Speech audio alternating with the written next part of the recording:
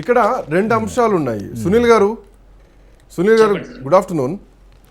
So నిర్మాతలకు కష్టం వస్తే సినిమా ప్రభుత్వాలతో మాట్లాడడానికి, టికెట్ల రేట్ల విషయంలో లేదంటే సినిమా థియేటర్ల విషయంలో మాట్లాడడానికి వ్యవహరించేటువంటి పెద్ద దిక్కు విధానం వేరు.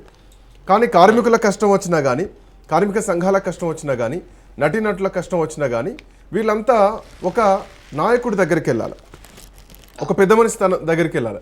సో అట్లాంటి పెద్దరికం గతంలో దాసరి నారాయణరావు ఉండేది. సో ఇందాక అప్పాజీ గారు చెప్పినటువంటి పాయింట్స్ కూడా కొన్ని ఇక్కడ మ్యాచ్ అవుతున్నాయి. ఎందుకంటే వీళ్ళంతా పెద్ద హీరోలు, ఒప్పుకోవాల్సింది. కానీ పెద్ద దిక్కుగా వ్యవహరించాల్సినటువంటి పరిస్థితులు వస్తే సినిమా టికెట్ల కోసమో, థియేటర్ల కోసమో, జీవోల కోసమో పెద్ద మనిషిగా వ్యవహరించి ప్రభుత్వాలతో మాట్లాడే వరకే పనిచేస్తున్నారు తప్ప కార్మికుల సమస్యల విషయంలో అట్లాంటి వ్యవహారం ఉందా అన్న కాడనే పెద్ద దిక్కు ఎవరు అన్నటువంటి ప్రశ్న వస్తుంది.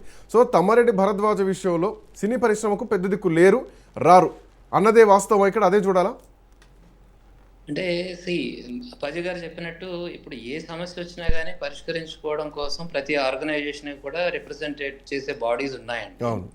బట్ మనకు పెద్ద దిక్కు ఎప్పుడు అవసరం అవుతుందంటే మనకు దిక్కుతోసిన పరిస్థితి వచ్చినప్పుడేనండి. ఇప్పుడు అందరూ ఒక కన్ఫ్యూజన్లో ఉన్నారు, ఏ దిక్కుకు వెళ్ళాలి అనే ఒక కన్ఫ్యూజన్ ఉన్నప్పుడు వీళ్ళందరినీ కూడా సమన్వయపరచగలిగే ఒక హుందాతనం కానీ, పెద్దరికం కానీ, పరిచయాలు కానీ, నెట్వర్క్ కానీ ఉన్న వ్యక్తికి ఆ వాయిస్ ఉండే అవకాశం ఉంటుందండి న్యాచురల్లీ. దాసరి గారికి ఎందుకు అలాంటి ఒక స్టేచర్ వచ్చింది అంటే మ్యాక్సిమం దాసరి గారి శిష్యులతోనే ఇండస్ట్రీ నిండిపోయిందండి. 100 సినిమాలు తీసిన డైరెక్టర్లు చాలామంది దాసరి గారి స్కూల్ నుంచి వచ్చిన వాళ్ళు, దాసరి గారు పరిచయం చేసిన హీరోలు కానివ్వండి, లేకపోతే దాసరి గారితో పనిచేసిన ప్రొడ్యూసర్స్ కానీ ఉండటం వలన అలాగే వర్కర్స్ కూడా అతను ఒక కోఆర్డినేట్ చేయగలిగారు. అప్పాజీ గారు చెప్పినట్టు ఇప్పుడు తమ్మారెడ్డి భరద్వాజ గారు ఎలాగైతే వర్కర్స్ తోటి కలిసి ఉండేవాళ్ళు, అలాగే దాసరి గారు కూడా అదే స్కూల్లో ఉండేవాళ్ళు, వర్కర్స్ తోటి మాట్లాడగలుగుతూ అలాగే ప్రొడ్యూసర్స్తో కానీ హీరోలతో కానీ మాట్లాడగలిగే స్టేచర్ దాసరి గారికి ఉండటం. అంటే ఎన్టీఆర్, ఏఎన్ఆర్ తర్వాత మళ్ళా 3వ స్థానంలో ఉన్నది దాసరి గారు. అంటే ఎన్టీ రామారావు గారు, ఏఎన్ఆర్ గారు కూడా ఎక్కువగా ప్రొడ్యూసర్లతోటి, దర్శకులతోనే ఉండగలిగేవాళ్ళు, కానీ కార్మికులతోటి అంతగా రిలేషన్ మెయింటైన్ చేయాల్సిన అవసరం వాళ్ళకి లేదు. అండ్ అప్పాజీ గారు చెప్పినట్టు ఒక చిరంజీవి గారితో ఒక లైట్ మ్యాన్ అపాయింట్మెంట్ తీసుకోవాలి అంటే అది అంత ఈజీ పని ఏం కాదండి.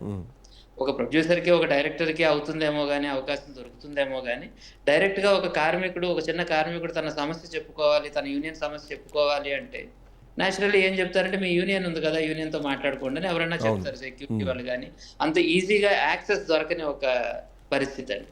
కానీ కార్మికులతోటి అలాగే ఈ క్యాపిటలిస్టులతో కూడా కలిసి ఉండగలిగే ఒక వ్యక్తులుగా ఉన్న వ్యక్తుల్లో మనం చూస్తే దాసరి గారు, ఆ తర్వాత అప్పాజీ గారు చెప్పినట్టు మనకు తమ్మారెడ్డి భరద్వాజ గారు కూడా కనిపిస్తారు. సో చాలా విషయాల్లో ఇప్పుడు చదలవాడి శ్రీనివాసరావు గారు కూడా ఎంతో మందికి కార్మికులకి వాళ్ళకి ఏదన్నా కష్టం వచ్చినా చూసుకుంటూ వాళ్ళని ఆదుకుంటూ వస్తున్న వ్యక్తులు ఉన్నారు సార్. అంటే మనం అందరూ ఇండస్ట్రీ అంతా ఒక మనిషి వెనక ర్యాలీ అవుతుందా లేదా అన్నది క్వశ్చన్ ఏమో తప్ప డెఫినెట్ గా చెప్పుకోవడానికి, సమస్యలు చెప్పుకోవడం కోసం వాళ్ళని రిప్రజెంట్ చేసే ఒక మనిషిగా చాలా మంది ఉన్నారండి. ఆర్టిస్టుల పరంగా కావాలి అంటే చిరంజీవి గారు, లేకపోతే ఒక దాసరి గారిని అందరూ ఏకీభవించాల్సిందే. ఆయన తర్వాత ఆయన తదనంతరం ఎవరు అన్నటువంటి ప్రశ్నకు ఇప్పటి వరకు కూడా సమాధానం లేదు. కాకపోతే ఈ స్థానాన్ని గురించి ఆలోచించే కంటే ముందు ఇక్కడ కొన్ని విభేదాలు కూడా కనిపిస్తున్నాయి.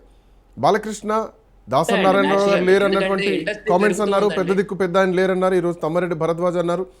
అండ్ ఇందులో ఇంకోటి ఏంటంటే హీరోల మధ్యలో ఉన్నటువంటి విభేదాలు కూడా ఈ పెద్ద దిక్కు అనే దానికి చాలా బలంగా మారుతోంది. ఎందుకంటే మా నాన్న అన్న విధానం నందమూరి కుటుంబానికి ఉంటుంది, మా నాన్న అన్నటువంటి విధానం అక్కినేనికి ఉంటుంది, మెగాస్టార్ విధానం మెగాస్టార్కు ఉంటా ఉంటుంది. సో ఇట్లా ఒక 3-4 బలమైనటువంటి పిల్లర్లు ఉండేసరికి అసలైనటువంటి పెద్ద దిక్కు ఎవరు అంటే అఫ్కోర్స్ అందరూ చిరంజీవి గారి పేరు చూపిస్తారు. ఎందుకంటే నిర్మాతల తరపున కష్టం వస్తే చిరంజీవి గారు ముందుంటారు, ముఖ్యమంత్రులతో మాట్లాడుతున్నారు, ఆయనతో పాటు నాగార్జున ఉంటున్నారు.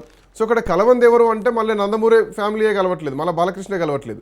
సో ఇక్కడ వివాదం బాలకృష్ణకు వర్సెస్ ఇండస్ట్రీయా, లేదంటే బాలకృష్ణ వర్సెస్ చిరంజీవి అన్నది స్పష్టంగా కనిపిస్తుంది. ఎందుకంటే ఈ మధ్యలో చిరంజీవి ఆ రోజు జగన్మోహన్ రెడ్డిని కలవడానికి వెళ్ళినటువంటి సందర్భాన్ని కూడా ఆయన విభేదించారు. సో ఈ వర్గాలు కూడా ఉన్నాయనుకోవచ్చు కదా, ఇట్లాంటి క్లాషెస్ కూడా. అంటే ఓవరాల్ గా ఇండస్ట్రీకి కలెక్టివ్ గా వచ్చిన ఏ ఇష్యూనైనా కానీ సాల్వ్ చేయడానికి వీళ్ళందరూ గతంలో కానీ ఇప్పుడు కానీ ఎప్పుడు కూడా ఏకతాటి మీద ఉన్నారండి. అందుకని ఎన్నో సమస్యలు సాల్వ్ చేసుకోగలిగాం. డెఫినెట్ గా కొన్ని కుటుంబాలు పెరుగుతూ ఉన్నప్పుడు వాళ్ళ దీంట్లో ఉన్న ఇంట్రెస్ట్, ప్రతి ఒక్కరు వాళ్ళ ఇంట్రెస్ట్లు కాపాడుకోవాలనుకుంటారు. అది పెద్ద తప్పుగా భావించాల్సిన అంశం కూడా కాదండి. బట్ ఒక విషయం ఏంటంటే గతంలోకి ఇప్పటికి ఉన్న తేడా ఏమిటంటే ఇప్పుడు ఇండస్ట్రీ ఎక్కువ డెమోక్రటైజ్ అయింది. చాలా మంది కొత్త వాయిసెస్ వచ్చాయండి. అవును. ఒకరు చెప్తే వినే పరిస్థితుల్లో ఎవరూ లేరండి. ఇప్పుడు అందరూ కూడా ఇండిపెండెంట్‌గా వాళ్ళ ఒపీనియన్స్ ఎక్స్‌ప్రెస్ చేసుకునే అవకాశం ఉంది. సో దాని వలన ఇలాంటి టైంలో ఒక మనిషి మాట అందరూ వినేంత ఒక పరిస్థితి అయితే ఏ ఫీల్డ్‌లోనూ లేదండి. రాజకీయాలే కాదు, బిజినెస్ కాదు, ఎందులో కూడా ఒక వ్యక్తి చెప్తే మొత్తం వినే పరిస్థితుల్లో లేదండి. మనం దేశ రాజకీయాల్లో చూసుకున్నా, ఎక్కడ చూసుకున్నా గాని. కానీ వాళ్ళ మాటకి ఒక వెయిట్ ఉంటుంది చూడండి. ఆ వాల్యూ ఉంటుంది.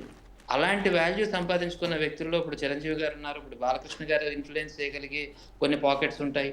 అలాగే ఇప్పుడు ప్రొడ్యూసర్స్‌లో దిల్ రాజు గారు ఉన్నారు. ఇప్పుడు తెలంగాణ గవర్నమెంట్‌తో మాట్లాడాలంటే ఒక వ్యక్తి కావాలి అనుకుంటే ఇమ్మీడియేట్‌గా ఉన్నారు.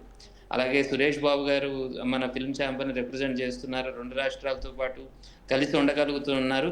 అన్ని ఫీల్డ్స్‌లో కూడా ఉన్నారండి. ఒక స్టూడియో సెక్టర్ గాని, డిస్ట్రిబ్యూషన్ సెక్టర్ గాని, ఎగ్జిబిటర్ సెక్టర్, ప్రొడక్షన్ సెక్టర్, ఈ అన్ని సెక్టర్స్‌లో ఉన్న వ్యక్తులు ఉన్నారండి. మనకు అంటే ఒక్క వ్యక్తి లేరేమో గాని చాలా మంది వ్యక్తులు ఉన్నారండి. అందరూ కూడా బట్ కలిసి పని చేయడానికి, ఇండస్ట్రీ మంచి కోరడానికి ఉన్నారన్నది ఒక భరోసా అండి.